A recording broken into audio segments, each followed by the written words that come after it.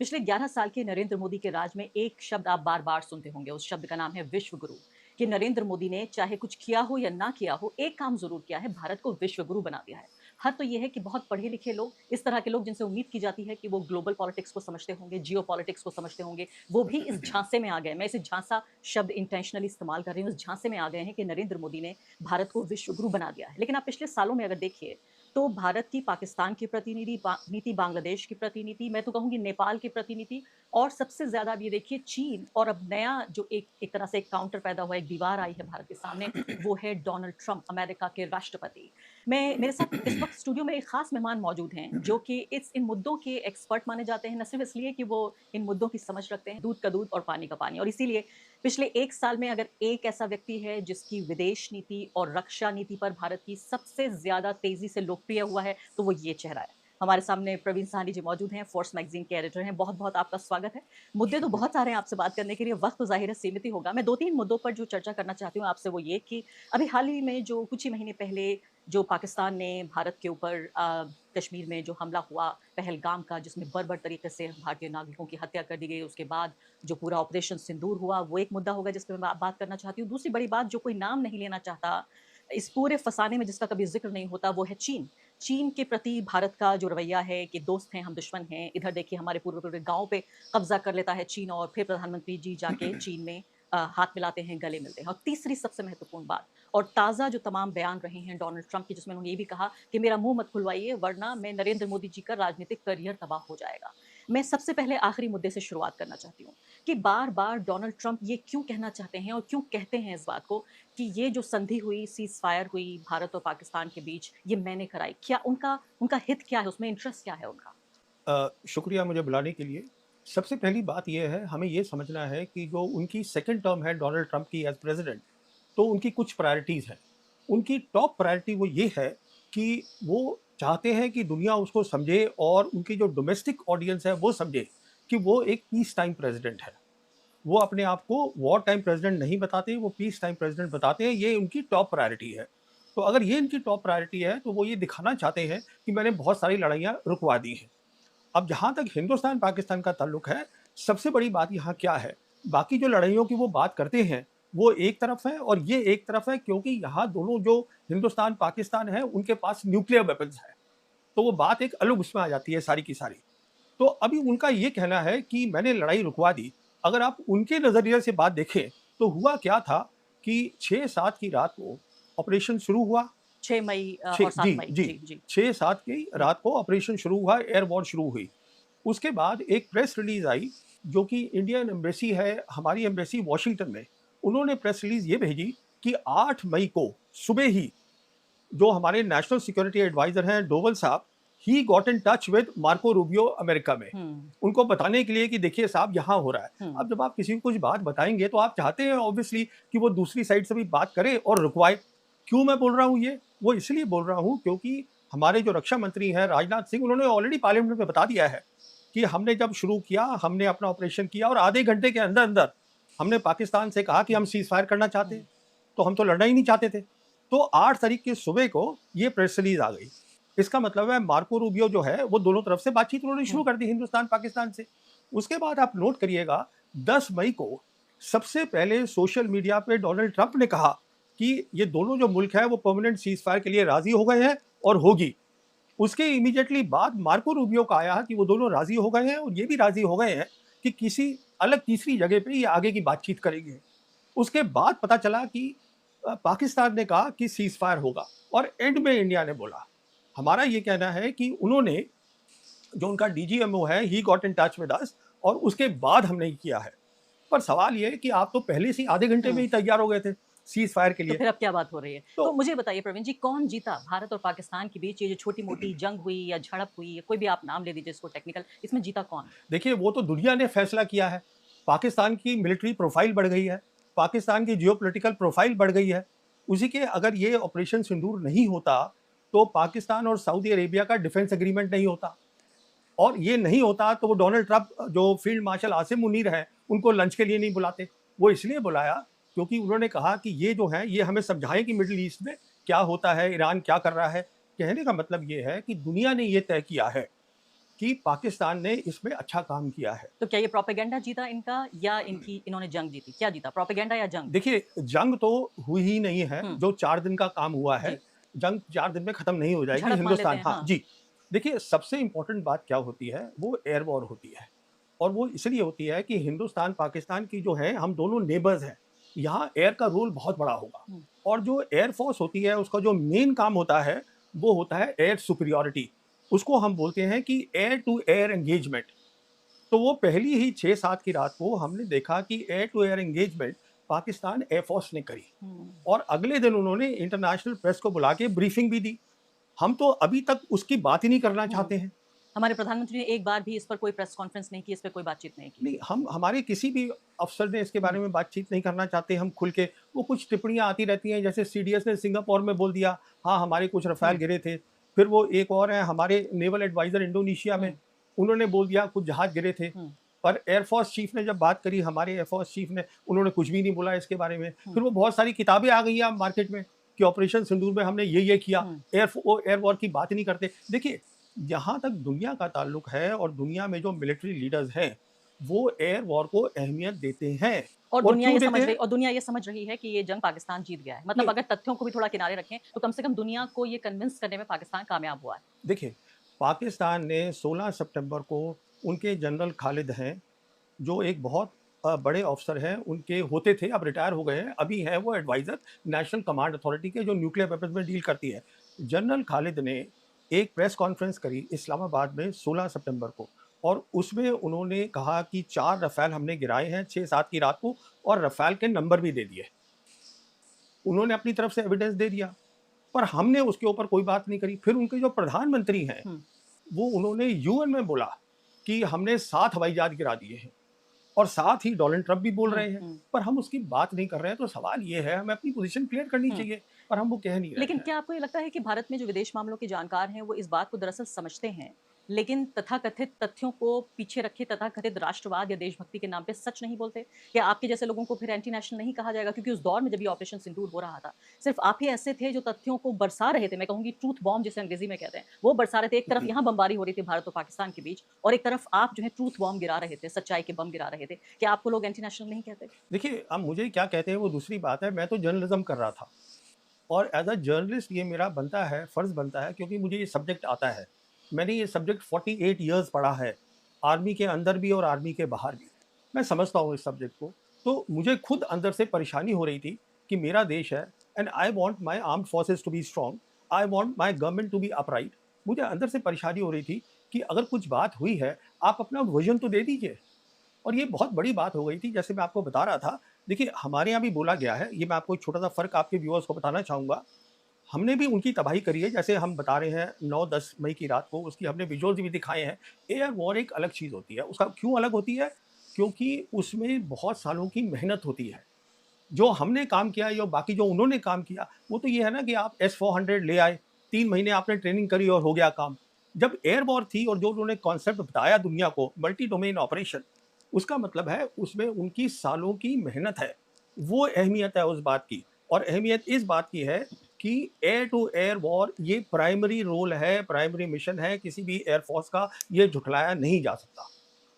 तो मैं तो अपनी नॉलेज से, प्रीवियस नॉलेज और एज़ अ जर्नलिस्ट बात कर रहा हूँ। एक फौजी के तौर पे भी और एक पत्रकार हाँ, के तौर पे भी। एग्ज़ैक्टली। लेकिन मुझे ये बताइए कि आप ये कह रहे हैं कि जब आप ये सच बोलते हैं, चाहे ये सच कड़वा ही क्यों ना हो, चाहे सरकार ये सच ना सुनना चाहती हो सकता है जनता के खेमे को भी पसंद ना आए, लेकिन आप इसलिए बोलते हैं क्योंकि आपको इस देश से प्यार है और आप ये चाहते हैं कि हमारी जो तीनों फ़ौजें हैं, वो मज़बूत हों। नहीं, ये तो कहने की मुझे ज़रूरत भी नहीं है। ये मेरा मुल्क है, इस मुल्क में मैंने आर्म्ड फोर्सेस में नौकरी करी है, तो इसमें मुझे कोई कहने की तो बात है नहीं कि मेरा देश और मुझे प्यार है उससे। Obviously I love my country. या तो अब मुझे बताइए कि क्या इससे ये भी एक चीज़ एक्सपोज़ हो गई है कि ख़ासकर हमारी एयर फ़ोर्स, उसमें कमियाँ हैं, उसको दुरुस्त किया जाना चाहिए। हमें सबसे पहली बात तो इस बात को कबूल करना चाहिए कि हमें झटका मिला है और उसके बाद फिर हम उस कमियों को दुरुस्त करें। ऐसी कोई 3 चीज़ें आप बताइए जो भारत की सरकार सुनना नहीं चाहती, जो हमें एयर फ़ोर्स में करना चाहिए? देखिए, एयर फोर्स को मालूम है, एयर फोर्स के कुछ आला अफ़सर, रिटायर्ड अफ़सर मेरे से बात भी कर चुके हैं।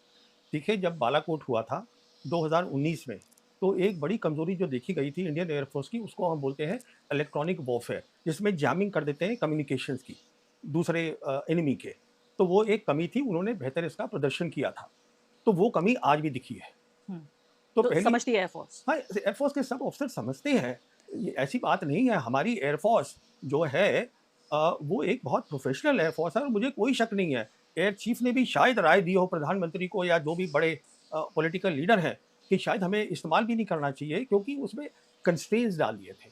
देखिए, एयर जब वॉर होती है, आप वो कुछ भी बोलते रहे कि हमने फ्री हैंड दिया, पर जैसा लगता है वो इतना फ्री था नहीं। उतना फ्री, बल्कि ये तो हाँ, कहा भी गया, ये तो बाकायदा अफसर ने बोला कि हमें फ्री हैंड हाँ, नहीं दिया वो गया। जैसे वो हमारे जी, नेवल एडवाइज़र हैं, तो इंडोनेशिया में बताया उन्होंने गया कहा कि कि वो ही हाँ। Has been misquoted. हुँ, तो कहने का मतलब ये है electronic warfare is one thing. दूसरा ये है कि अब जो एयर की लड़ाई है, जो पाकिस्तान ने दिखाया है और जो हमने हुँ, अलग भी देखी है, वो अब डॉग फाइट्स नहीं होंगी एयर फोर्स की। हुँ, वो होगी जिसको हम बोलते हैं बीवीआर, हुँ, बियॉन्ड विजुअल रेंज। इसका मतलब आप कितनी दूरी से मार कर सकते हैं, जैसे कि वो क्लेम करते हैं हमने 143 किलोमीटर्स पे जाके मार करी है, उसकी अहमियत है। हुँ, तीसरी चीज़ स्पेस की अहमियत है, हुँ, जिसमें उन्होंने बताया कि उनके पास विजिबिलिटी थी, उनको मालूम था and because of electronic warfare उनको इलेक्ट्रॉनिक सिग्नल्स मालूम थे, वो हुँ। आइडेंटिफाई कर पाए क्राफ्ट को। कहने का मतलब ये है एयरफोर्स सब बातें समझती है। We are a professional air force, इसमें कोई शक नहीं है, बट उसको शायद लिमिटेशंस में काम करना तो पड़ा है। पहलगाम हमला पाकिस्तान के ज़रिए करके हमें कमज़ोर करने की कोशिश की, हमारे नागरिकों की जान ली, उसके बाद हमने ऑपरेशन सिंदूर किया और उसका भी तथाकथित तौर पे फ़ायदा पाकिस्तान को ही हुआ कि इतनी बड़ी डील अब उसे सऊदी अरब से मिल गई है। अगर ये जंग के नतीजे या जंग का जो पूरा प्रोपेगेंडा होता है, क्योंकि एक तो प्रोपेगेंडा वॉर भी होती है, वो अगर भारत के पक्ष में जाता है, तो क्या ये मुमकिन था कि ये पाकिस्तान-सऊदी जो डील हुई, क्या ये भारत-सऊदी डील होती? देखिए, मैं इससे पहले आपको एक बात बताना चाहता हूँ। जब ये बातचीत हो रही थी और पहलगाम हो गया था कि इंडिया करेगा कुछ कि नहीं करेगा, मैंने एक वीडियो किया था। सोलो वीडियो था मेरा, जिसमें मैंने कारण दिए थे कि इंडिया एयर वॉर नहीं करेगा, जो अब ट्रोल मेरे पीछे पड़े रहते हैं। मैंने उसको समझाया था ये क्यों नहीं करेगा, पर हमने की। हुँ, कहने हमने क्यों की? क्योंकि वो अभी रिसेंटली जो हमारे आर्मी के चीफ हैं, उन्होंने एक जगह बयान दिया है कि जो ऑपरेशन का नाम भी था, वो प्राइम मिनिस्टर ने दिया था। हुँ, हुँ, तो जैसे कि हमने देखा बालाकोट में भी, प्राइम मिनिस्टर ने खुद बोला है कि वो क्लाउड्स थे तो हमें फ़ायदा हो गया। हुँ। तो जब पॉलिटिकल लीडरशिप ऑपरेशनल मैटर में इन्वॉल्व हो जाती है, तो एक अलग मसला हो और जाता है। इमोशन जिस तरह से घुसाए जाते हैं, नाम जिस तरह से रखा गया, बाकायदा सिंदूर का वो लगाकर, वो भी अपने आप में नहीं, एक तरह से वो तो एक वो हाँ, महिलाओं को इस्तेमाल करने की भी नहीं कोशिश वो की गई। देखिए वो आपको ज़्यादा समझ होगी उन बातों की। मैं तो ये बताना चाहूँगा सिर्फ़ कि अब ये क्लियर हो गया है कि प्रधानमंत्री ने नाम दिया था सिंदूर, क्योंकि कोई एयरफ़ोर्स या आर्मी वाला ऐसा नाम नहीं देता। नहीं देता। क्या नहीं, सवाल ही नहीं हुँ, उठता है। तो कहने का मतलब ये है बहुत सीधा-सा 100% फ़ायदा हुआ है पाकिस्तान को। पाकिस्तान जो है और मैंने ये कहा भी था कि हुँ, ये फ़ायदा होगा, इसमें भी मैंने वीडियो हुँ, किया हुँ, है हुँ, हुँ, और वो वैसे ही बिल्कुल हुआ है। आप समझ रही हैं आप बात को कि ये कोई देखिए जिसको भी थोड़ी-सी भी समझ है इन हुँ। बातों की, उसको क्लियर था कि ये ऐसे ही होने वाला है।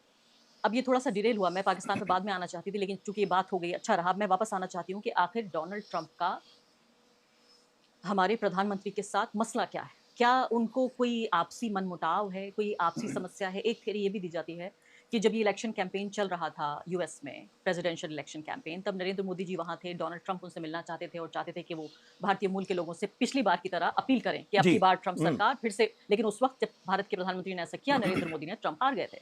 तो मोदी जी को ये मैसेज दिया गया कि भई हार रहे हैं फिर से ट्रंप, तो उन्होंने उनसे मुलाकात नहीं की और तब से उनके दिल में एक फांस चुभ गई है और नरेंद्र मोदी के साथ ये उनकी पर्सनल दुश्मनी है। देखिए, वो उसके बारे में मैं कुछ टिप्पणी कर नहीं सकता, पर मैं आपको एक बहुत इम्पोर्टेंट बात बताना चाहता हूँ, आपके व्यूअर्स को। वो बात ये है, जहाँ तक डोनाल्ड ट्रंप का सवाल है, उन्होंने बहुत क्लियर कर दिया था कि मेरी पहली फ़ॉरेन पॉलिसी प्रायोरिटी इस टर्म में is to be a peace time president, जिसका श्रेय पाकिस्तान तो दे रहा है कि आपने सीज़ फायर करवाया, हिंदुस्तान ने नहीं दिया। हुँ, जबकि ये क्लियर है कि डोवल साहब ने बात करी है, हुँ, पहली बात तो ये हो हुँ, गई। दूसरी आप मुझे ये बताइए, 1.4 बिलियन लोगों का मुल्क है, बहुत अच्छी जगह लोकेशन में है, उस समय दुनिया में जब चेंजेज़ हो रहे हैं बहुत बड़े-बड़े। हमने क्या किया? हमने ये किया 20th जनवरी को इसी साल इनॉग्रेशन हुई डोनाल्ड हुँ, ट्रंप की, हुँ, बिना समझे हुए कि उनकी फॉरेन पॉलिसी क्या होगी हुँ, सेकंड टर्म में। 13 सितंबर को हमारे प्राइम मिनिस्टर व्हाइट हाउस में थे और हमने वो जॉइंट स्टेटमेंट साइन कर दी, हुँ, जिसपे हमने ये कह दिया अमेरिका को कि हम आपको आपका जो अभी हमारे साथ बायलैटरल ट्रेड है which stands at 139 billion dollars, um, हम 5 साल में इसको 500 बिलियन डॉलर्स कर देंगे और हम आपसे ग्रीन टेक्नोलॉजी लेंगे, बिग टेक्नोलॉजी लेंगे, एनर्जी लेंगे, डिफेंस लेंगे। जब आपने सब कुछ दे ही दिया पहले, बिना फॉरेन पॉलिसी समझे हुए, तो उस जहाँ तक डोनाल्ड ट्रंप का सवाल है, वो तो आप उनकी जेब में बैठ ही गए जाके। तो फिर भी क्यों इतना ज़्यादा उन्हें समस्या है भारत के प्रधानमंत्री मैं से? वही आपसे वो कह रहा हूँ ना। बार-बार चुभो-चुभो के ये बात कहते हैं, यानी करीब-करीब ढाई दर्जन बार, ये अंदाज़ा है कि करीब 30 से ज़्यादा बार वो ये कह चुके हैं कि ये जो समझौता है मैंने कराया, सीज़फायर मैंने कराया। इसके बाद बाकायदा आप देखिए उनके बयान, किस तरह से भारत को एक फेल्ड कंट्री कह रहे हैं वो। तीसरी बात ये है कि न सिर्फ कि भारत के बारे में कमेंट कर रहे हैं, टैरिफ्स लगा रहे हैं भारत के ऊपर। सबसे ज़्यादा पूरी दुनिया में जिन देशों में टैरिफ लगाया गया है, उनमें भारत शामिल है और जिनमें कम लगाया गया है, उनमें पाकिस्तान शामिल है। तो दोनों तरफ यानी जहाँ भारत को ज़्यादा चुभता है, वो बातें कर रहे हैं, पाकिस्तान की लगातार तारीफ़ करते हैं। उनके उस सेनाध्यक्ष को बुला के अपने यहाँ लंच कराते हैं, जो हमारे यहाँ पहलगाम के लिए ज़िम्मेदार है, ये जो हम समझते हैं दरअसल कि पहलगाम के लिए ज़िम्मेदार है। तो हर तरह से मैं कहूँगी जिसे rubbing in the wrong place जिसको बोलते हैं, हमेशा वो करने की कोशिश कर रहे हैं। तो ये पर्सनल दुश्मनी वाली बात, आप ये क्लैश देख रहे हैं 2 नहीं, नहीं, नेताओं सी का? There are 2 things here. First of all, he is not a regular politician हुँ, Donald Trump, and he has a ego, and he's made it very clear that this is my priority and hmm. you're denying him that priority. He's not happy about that. Then as far as you are concerned, he actually has nothing to gain from you because whatever there was, you already told him that please take it. तो फिर अब क्या He had, मसला है? तो अभी मसला बहुत साफ है कि प्रोफाइल पाकिस्तान की बढ़ गई है। Um, Pakistan has become useful for the simple reason, जो मिडिल ईस्ट है, मिडिल ईस्ट में एक बहुत बड़ा मसला खड़ा हो गया है। वहाँ की जो लड़ाई है वो कोई ख़त्म होने वाली नहीं है, उसमें पाकिस्तान का रोल रहेगा। पाकिस्तान एडवाइस करेगा डोनाल्ड ट्रंप को। ये बात बहुत पेचीदी, it's a complicated thing, it's not only about minerals that the Pakistanis are giving ये देम। मिनरल की बात भी है कि तो नो, आप ये कह रहे हैं इससे ज़्यादा the पेचीदा है ये? the key hmm, issue is that Pakistan as a Muslim nation, जिसके पास न्यूक्लियर वेपन्स हैं, जिसने ये साबित किया है। देखिए, मैं आपको व्यूअर्स को एक बात बताना चाहता हूँ, very interesting, and it is a very important thing which not many people are saying. वो ये है, after the 1971 war that Mrs Gandhi fought and we created Bangladesh, सोच ये थी दुनिया के अंदर कि हिंदुस्तान की फौज जो है वो पाकिस्तान की फौज से बहुत बेहतर है, हुँ, कन्वेंशनल कैपेबिलिटी में वी आर सुपीरियर। ऑपरेशन सिंदूर ने वो तोड़ दिया है। हुँ, जो एक सोच थी, वो सोच टूट गई है इसमें, क्योंकि अगर वो जीते भी नहीं हैं तो ये दुनिया को पता चल गया है कि उन्होंने बराबरी से काम किया है, इसलिए उनकी प्रोफाइल बढ़ गई है। ये बहुत सीधी सी बात है। उसी समय देखिए मिडिल ईस्ट में प्रॉब्लम हुई, हुँ, और अब उसको डोनाल्ड ट्रंप को फिर से पाकिस्तान की जरूरत पड़ गई है। ईरान के साथ पंगा है। अब आप देखिए ना नक्शे में कहाँ बैठा है पाकिस्तान। पाकिस्तान ईरान के साथ जुड़ के बैठा है, हुँ। पाकिस्तान अफगानिस्तान के साथ जुड़ के बैठा है, उसके आगे सेंट्रल एशियन रिपब्लिक्स है। और सुनिए आगे की बात, जो डोनाल्ड ट्रंप के अभी जो उन्होंने अपॉइंट करा है American ambassador to India, Sergio Gor, ji. ये पहली बार हुआ है, पहली बार कि American ambassador to India has been given a additional task. Um, additional role क्या है? To be a special envoy for South Asia and Central Asian republics. अब इसमें पाकिस्तान और फील्ड मार्शल मुनीर का बहुत बड़ा काम है।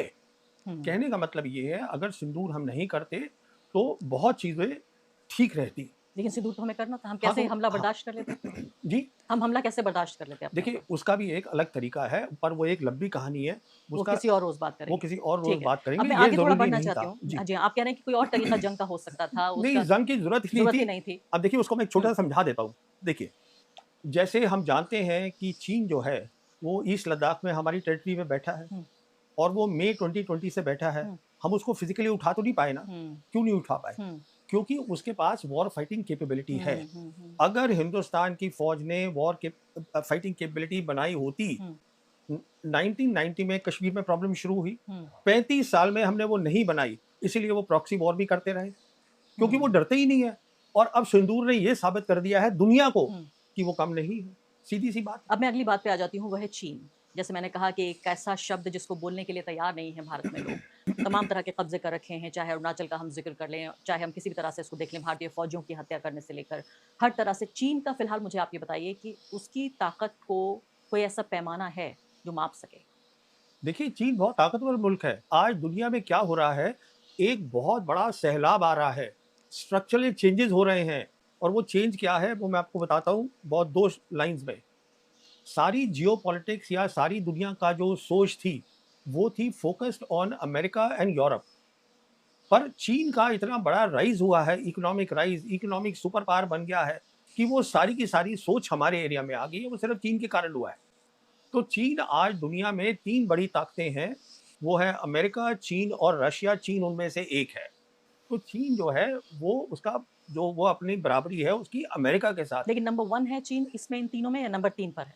देखिए, जब आप इकोनॉमिक पावर की हुँ, बात करते हैं तो वो नंबर 1 है, और मिलिट्री? और जहाँ तक मिलिट्री पावर की बात करते हैं, क्योंकि अमेरिका की मिलिट्री बेसिस जो है दुनिया में आज भी जो है 800 मिलिट्री बेसिस है अक्रॉस द ग्लोब। अगर आप मेरी पर्सनल राय मांगते हैं तो मैं आपको अभी बता देता हूँ कि अगले 5 साल के अंदर दुनिया को पता चल जाएगा कि China is the number 1 country in the world. Military के हिसाब से भी? देखिए तो मिलिट्री नहीं होता, सबसे बड़ी चीज होती है टेक्नोलॉजी, क्योंकि टेक्नोलॉजी इम्पैक्ट करती है मिलिट्री को, टेक्नोलॉजी इम्पैक्ट करती है इकोनॉमिक्स को। और इसी टेक्नोलॉजी का फिर से वापस वही बार-बार सवाल आ रहा है कि पाकिस्तान प्लस चीन से भारत लड़ा और इसलिए भारत को मुश्किल हुई। ये पूरे ऑपरेशन सिंदूर के मामले में भी नहीं, वो एक अलग बात है, वो उसकी भी एक छोटी सी कहानी है, वो भी आपको बता देता हूँ। वो ये है, हमने एक और काम किया जो बिना सोचे समझे किया, वो 370 हटा दिया जम्मू कश्मीर में।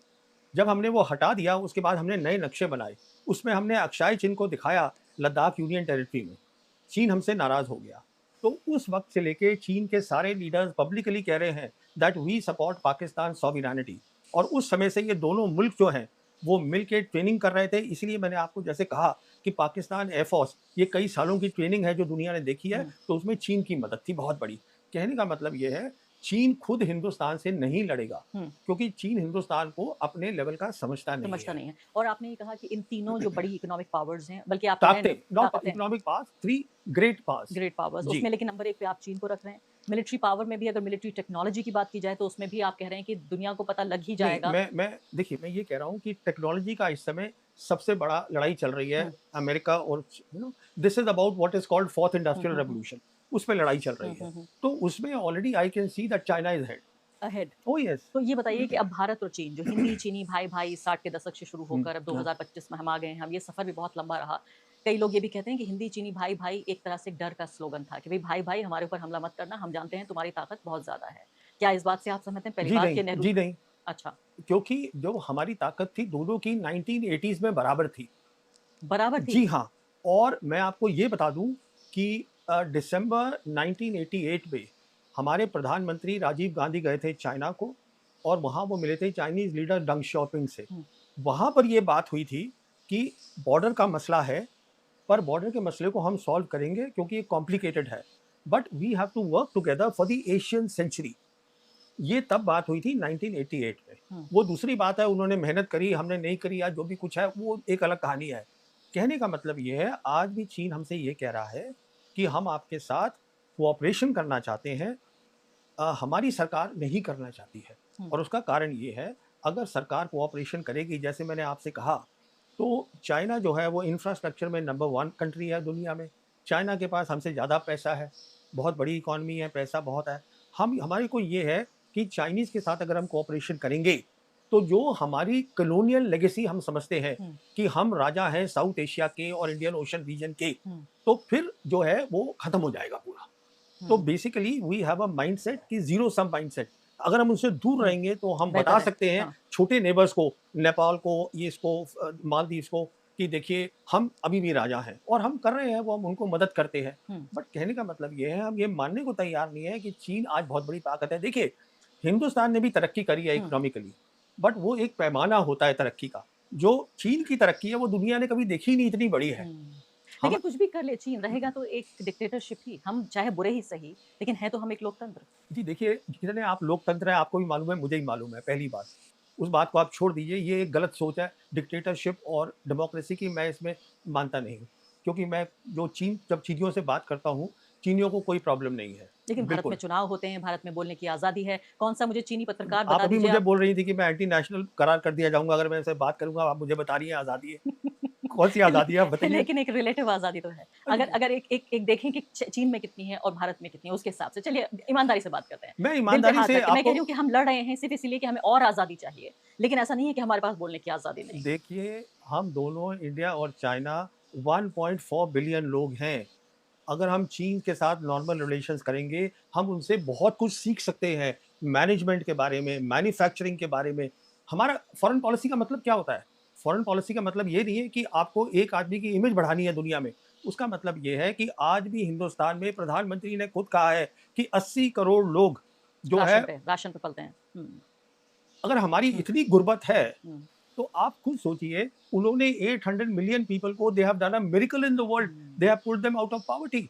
लेकिन बोलने की आजादी नहीं है, कुछ कहने की आजादी नहीं है, चुनाव नहीं होते। उनका एक उनके चुनाव होते हैं। देखिए ये चीन की पूरी बात समझनी पड़ेगी, वो एक अलग सब्जेक्ट है। उनके प्रोविज़नल चुनाव होते हैं, उनमें मेरिटोक्रेसी है, जैसे लोग ऊपर जाते हैं, ऐसे जादू से नहीं हो जाता। उनके जब प्लान्स बनते हैं, जैसे उन्होंने अभी 14th 5 ईयर प्लान उनका अभी खत्म हुआ है। उस प्लान में उन्होंने कहा था कि हम ये टेक्नोलॉजीज़ अपनी इजाद करेंगे और 80% दे हैव अकम्प्लिश्ड। हमारे यहाँ जो प्लान्स बनते हैं वो तो ऐसे ही बन जाते हैं ना। डिरेल होते रहते हैं। हाँ, वो लेकिन आईएस देखिए अपने अल्पसंख्यकों पे कितना ज़्यादा अत्याचार कर रहे हैं, वीगर मुसलमानों को किस तरह से उनका नरसंहार कर रहे हैं, जिसके बारे में कोई बात भी नहीं अब करना देखिए चाहता। ये आप अलग जगह चली गई हैं, यहाँ भी अब मैं उस पे आप ज़्यादा जानती हैं इस सब्जेक्ट पे। कहने का मतलब ये है, अगर आप अच्छी चीज़ें देखें चीन की, तो हम उनसे बहुत कुछ सीख सकते सीख हैं। सकते हैं। अब आखिरी सवाल आपसे, वो ये कि ये बताइए इसका पूरी बातचीत का लब्बे-लुबाब क्या निकला, निष्कर्ष क्या निकला? क्या भारत विश्व गुरु बन गया है? ये देखिए विश्व गुरु तो भारत ने कह दिया हम बन गए हैं तो बन गए हैं। अब वो दुनिया माने ना माने वो एक दूसरी कहानी है। आप मानते हैं? नहीं, मैं तो नहीं मानता हूँ। जब कह दिया है एक सरकार ने कि हम 2047 में हम डेवलप्ड कंट्री हुँ, होंगे, हुँ। तो मैं तो नहीं मानता हूँ, क्योंकि मुझे आपका रोड मैप दिखता नहीं है, आप कैसे बनेंगे? 2047 तक भी नहीं बन पाएँगे? नहीं, सवाल ही नहीं उठता। क्योंकि उसके लिए एक ब्लूप्रिंट चाहिए होता है। नहीं, अचानक कोई जादू थोड़ी ना हो जाता है कि आपने ऐसे कर दिया साहब और ये हो गया। आज जो हमारे ड्रोन्स बनते हैं, कुछ भी बनता है, वो सारी चीज़ें तो चीन से आ रही हैं या कहीं और से आ रही है। यहाँ कितना बन रहा है? R&D कितना है? देखिए, ये सब गहरी बातें हैं, जिसके लिए मैं आपसे कह रहा था कि जब चीन बनाता है अपना 5 ईयर प्लान, तो उसमें मेरिटोक्रेसी है। जो लोग समझते हैं, वो उन लोगों को बुलाया जाता है। जब वो अपने प्लान बनाते हैं, तो 80% वो उसको हासिल करते हैं। ऐसे मुल्क तरक्की करते हैं। मुल्क ये देखिए, ये डेमोक्रेसी, ऑटोक्रेसी, हुँ। ये सब कहानी ठीक है। पर देखिए, अगर एक इंसान को खाना मिल रहा है ठीक, उसको अच्छा देखिए, आपको मैं एक और बात बताता हूँ। आज दुनिया का नंबर 1 एजुकेशन सिस्टम चीन का है। हुँ। जितने स्टेम स्टूडेंट्स हैं, साइंस स्टूडेंट्स हैं, इंजीनियरिंग स्टूडेंट्स हैं, अमेरिका में नहीं है, चीन में है, बहुत ज़्यादा। तो वो क्या करेंगे वो? वो साइंटिस्ट हैं, टेक्नोलॉजी इजाद कर रहे हैं, काम हो रहा है वहाँ पर। आप इन बातों को ये देखिए भी ना। कहा जाता है कि ज़्यादा डेमोक्रेसी होने से उस तरह के फैसले नहीं लिए जाते। ख़ासकर जो है दक्षिणपंथी लोग इस बात को बहुत समझाते हैं कि टू मच डेमोक्रेसी है भारत में। ख़ैर वो बहस अलग बात है। आख़िरी बिल्कुल इसी सवाल का एक हिस्सा वो ये है कि क्या नरेंद्र मोदी की जो एक पर्सनलाइज़्ड स्टाइल डिप्लोमेसी है कि देखिए मैं कितना मशहूर हूँ, देखिए मेरे लिए रेड कार्पेट बिछ रहा है। इसी ने भारत को एक तरह से फ्रेंडलेस कंट्री बना दिया है कि एक ऐसा देश जिसका अब कोई शायद ही कोई इस दुनिया के नक्शे पे दोस्त बचा हो। देखिए, मेरी सोच कुछ और है, वो बहुत सीधी-सी है कि दुनिया में इस समय, जैसे मैंने कहा, बहुत बड़ा स्ट्रक्चरल चेंज हो रहा है, जिसका हम फ़ायदा उठा रहे हैं। हमारी फ़ॉरेन पॉलिसी गलत है, अब कौन आदमी मशहूर बन गया है, वो दूसरी बात है। मैं सोचता हूँ, जो हमारे 80 करोड़ गरीब हैं, उनके बारे में। मैं सोचता हूँ आर्म्ड फोर्सेस के बारे में कि they should be strong, my country should be strong, and for that you have to understand the geopolitics of the world, and you have to see how to make a foreign policy that gets the best of out of it. मुझे कोई उसमें परेशानी नहीं है कि प्रधानमंत्री विश्व गुरु बन रहे हुँ। हैं या क्या बन रहे हैं, दैट इज़ फाइन विद जब तक मी। लोगों का फ़ायदा हो रहा है आपको इससे कोई नहीं, दिक्कत नहीं। हाँ, लोगों का नहीं, आम लोगों आई का। एम हाँ, आम आम लोगों लोगों का, का। हाँ, करेक्ट। बिल्कुल, आम आई एम लोगों वेरी का। हाँ। Happy with that, show me the progress. Um, I will be so delighted, it worries me to see the Indian armed forces, um, वहाँ पे नैरेटिव चला रहे हैं आप, हुँ। दिख रहा है हमको, ये प्रॉब्लम है। जी, बहुत-बहुत शुक्रिया आपका प्रवीण साहनी जी हमारे यहाँ थैंक यू। आने के लिए, तमाम बातचीत के लिए। उम्मीद हम ये करते हैं कि हमारे दर्शक जो अक्सर उनको प्रोपेगेंडा टेलीविज़न पे नज़र आता है और वो भी कहीं न कहीं उनकी आँख में धूल झोंकना, एक झांसा जिसे कहा जाता है, एक झांसे में लेना। उम्मीद ये है कि यहाँ तथ्यों की जो बारिश और ट्रूथ बॉम्ब इस स्टूडियो में गिरे हैं, उससे आपको कम से कम हालात को समझने में आपको ज़रूर मदद मिली होगी। शुक्रिया।